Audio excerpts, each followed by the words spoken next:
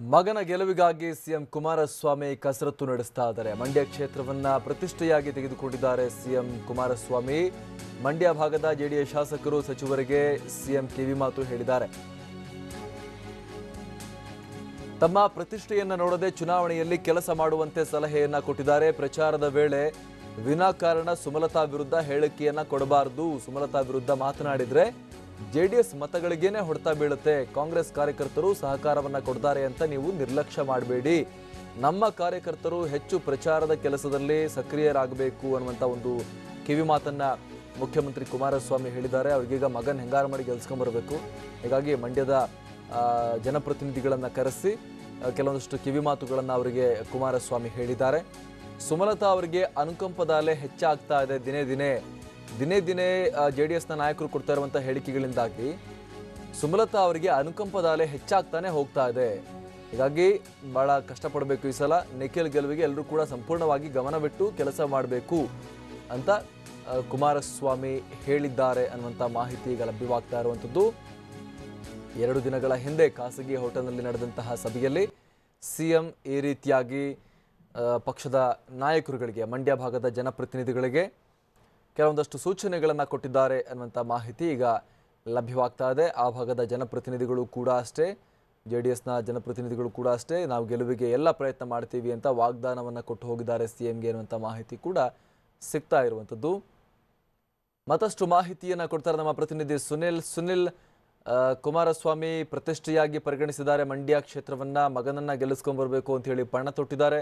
ಅದರ ಭಾಗವಾಗಿ ಆ ಭಾಗದ ಜೆಡಿಎಸ್ ಜನಪ್ರತಿನಿಧಿಗಳನ್ನ ಕರೆಸ್ಕೊಂಡು ಅವರಿಗೆ ಕಿವಿ ಮಾತು ಹೇಳಿ ಒಂದಷ್ಟು ಟ್ರೈನಿಂಗ್ ಕೊಟ್ಟು ಕಳಿಸಿದ್ದಾರೆ. ಸುನಿಲ್, ಖಂಡಿತ ಎಲ್ಲೋ ಒಂದ್ ಕಡೆ ಇನ್ನು ಚುನಾವಣೆಯ ದಿನಾಂಕ ಕೂಡ ಘೋಷಣೆ ಆಗಿಲ್ಲ. ಆಗ್ಲೇ ಮಂಡ್ಯದ ಒಂದು ಕ್ಷೇತ್ರ ಎಂದೇ ಸಾಕಷ್ಟು ರಂಗವಾಗಿದೆ. ಅದನ್ನ ಈಗಾಗಲೇ ಸಿಎಂ ಕುಮಾರಸ್ವಾಮಿ ತಮ್ಮ ಮಗನನ್ನ ಕಣಕ್ಕಿಳಿಸಬೇಕು ಅಂತ ಈಗಾಗಲೇ ಹೆಸರು ಕೂಡ ಅಂತಿಮ ಮಾಡಲಾಗಿದೆ. ಆ ಹಿನ್ನೆಲೆಯಲ್ಲಿ ಸಾಕಷ್ಟು ಪ್ರತಿಷ್ಠೆಯ ಒಂದು ಕ್ಷೇತ್ರವಾಗಿ ಮಂಡ್ಯವನ್ನು ತಗೊಂಡಿರುವಂತ ಸಿಎಂ ಕುಮಾರಸ್ವಾಮಿ ಎಲ್ಲಾ ರೀತಿಯಾಗಿ ಮಗನ ಗೆಲುವಿಗಾಗಿ ಸಾಕಷ್ಟು ಕಸರತ್ತುಗಳು ನಡೆಸಿದ್ದಾರೆ. ಅದೇ ಹಿನ್ನೆಲೆಯಲ್ಲಿ ಕಳೆದ 2 ದಿನಗಳ ಹಿಂದೆ ಖಾಸಗಿ ಹೋಟೆಲ್ ನಲ್ಲಿ ಒಂದು ಸಭೆ ನಡೆಯುತ್ತೆ ಸಿಎಂ ಕುಮಾರಸ್ವಾಮಿ ಅವರ ನೇತೃತ್ವದಲ್ಲಿ. ಆ ಸಭೆಯಲ್ಲಿ ಮಂಡ್ಯ ಭಾಗದಲ್ಲಿರುವಂತಹ ಎಲ್ಲಾ ಶಾಸಕರಾಗ್ಬೋದು, ಸಚಿವರಾಗ್ಬೋದು, ಮತ್ತೆ ಮಂಡ್ಯದ ಪ್ರಮುಖರು ಮತ್ತೆ ಜಿಲ್ಲಾ ಉಸ್ತುವಾರಿ ಸಚಿವರು ಎಲ್ಲರೂ ಕೂಡ ಭಾಗಿಯಾಗ್ತಾರೆ.